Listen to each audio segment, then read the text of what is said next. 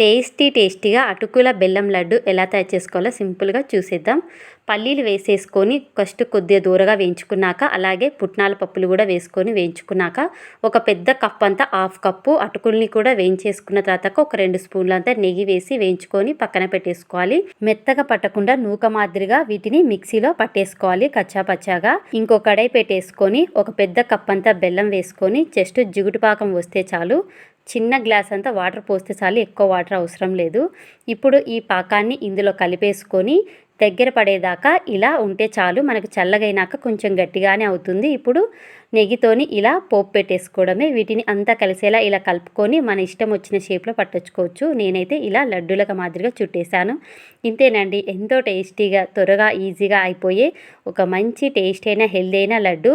ఈ వీడియో మీకు నచ్చినా ఉపయోగపడినా ఒక లైక్, షేర్, సబ్స్క్రైబ్.